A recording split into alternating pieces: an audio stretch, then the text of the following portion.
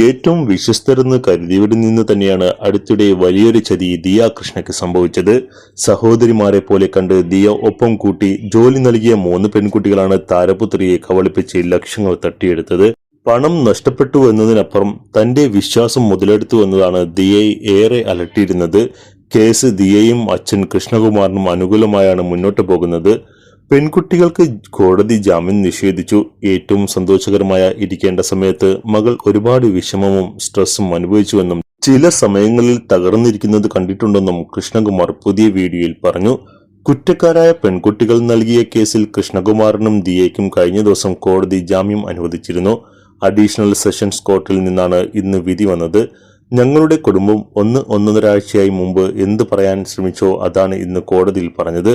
ഈ വാർത്ത വന്ന് തുടങ്ങിയ അന്ന് മുതൽ വാർത്ത ഫോളോ ചെയ്ത ലക്ഷക്കണക്കിന് ആളുകളുണ്ട്. അവർക്കും ഞങ്ങൾക്കും ഒരേ വികാരമായിരുന്നു. വാർത്ത കണ്ടവർക്കെല്ലാം അന്ന് തന്നെ കാര്യം മനസ്സിലായി. ഞങ്ങളുടെ ഭാഗത്ത് വളരെയധികം സത്യമുണ്ട്, ന്യായവുമുണ്ടെന്ന്. പിന്നീട് സംഭവിച്ചതൊന്നും നമ്മുടെ കഴിവ് കാരണം വന്നതല്ല. അദൃശ്യ കരങ്ങൾ വന്ന് കാര്യങ്ങൾ മുന്നോട്ട് കൊണ്ടുപോകുകയായിരുന്നു. ക്രൈംബ്രാഞ്ചിലെ സമർത്ഥരായ ഉദ്യോഗസ്ഥർ മിനിമം ദിവസം കൊണ്ട് മാക്സിമം തെളിവുകൾ ശേഖരിച്ച് കോടതിയിൽ കൃത്യമായി എത്തിച്ചു. ആളുകളുടെ കയ്യടി വാങ്ങാൻ ക്യാമറയുടെ മുന്നിൽ വെച്ച് ആർക്കും എന്തും പറയാം. പക്ഷേ ഇതൊക്കെ കോടതിയിലേക്ക് ചെല്ലുമ്പോൾ ശാസ്ത്രീയമായ തെളിവുകൾ ഉണ്ടെങ്കിൽ മാത്രമേ കാര്യമുള്ളൂ. ഇമോഷൻസ് ഒന്നും കോടതിയിൽ വർക്കാവില്ല. കട്ട പൈസയാണെങ്കിൽ പോലും ഇനിയത് സേവ് ചെയ്യാൻ നോക്കൂ. അവർ നല്ല പോലെ ദൂർത്തടിച്ചിട്ടുണ്ട്. സ്വർണം വാങ്ങിച്ചതിന്റെയും വീട് വെച്ചതിന്റെയും വണ്ടി മേടിച്ചതിന്റെയൊക്കെ തെളിവുകൾ കിട്ടിയിട്ടുമുണ്ട്. ഈ പണമൊക്കെ തീരുന്നവരെ വേണ്ടാത്ത ബുദ്ധി ഉപദേശിച്ചവരൊക്കെ കൂടെ കാണൂ. മെയിൻ അഡ്വക്കേറ്റ് വന്നില്ല. ഏതോ കൊച്ചു പയ്യനായ ജൂനിയറെ ഉന്തിത്തള്ളി വിടുകയായിരുന്നു. കഴിഞ്ഞ ദിവസം എന്ന് പറയുന്നത് കേട്ടിരുന്നു. കേൾക്കാൻ കഴിഞ്ഞ കഥകളൊക്കെ ദയനീയമാണ്. അന്യന്റെ മുതലിൽ കൈവച്ചാൽ വിവരമറിയും എന്നതാണ് സത്യാവസ്ഥ. ഞങ്ങൾക്ക് നീതി ലഭിക്കണമെന്ന് മലയാളി സമൂഹം ഒന്നടങ്കം ആഗ്രഹിച്ചതിന് തെളിവാണ് ഇപ്പോൾ സംഭവിക്കുന്ന കാര്യങ്ങളെല്ലാം.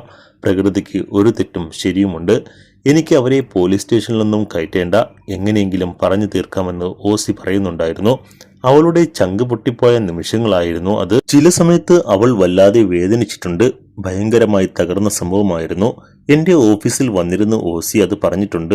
ഓസി ഏറ്റവും സന്തോഷത്തോടെ ഇരിക്കേണ്ട സമയമായിരുന്നു. സ്ട്രെസ് ഇല്ലെന്ന് പറഞ്ഞാലും അവൾക്ക് ഈ സമയത്തെല്ലാം സ്ട്രെസ് ഉണ്ടായിരുന്നു. അവളുടെ പണം പോയതിന്റെ ആദിയുണ്ടായിരുന്നു. സ്ഥാപനത്തിന് ഉണ്ടാകാൻ പോകുന്ന ദോഷങ്ങളെക്കുറിച്ചെല്ലാം അവൾ ആലോചിച്ചു. അവർ നിന്ന ഓഫീസിലോട്ട് എനിക്ക് പോവാനേ തോന്നുന്നില്ല. അവിടെ മുഴുവനും അവരുടെ ഓർമ്മകളാണ് എന്നൊക്കെ ഓസി പറയുമായിരുന്നു.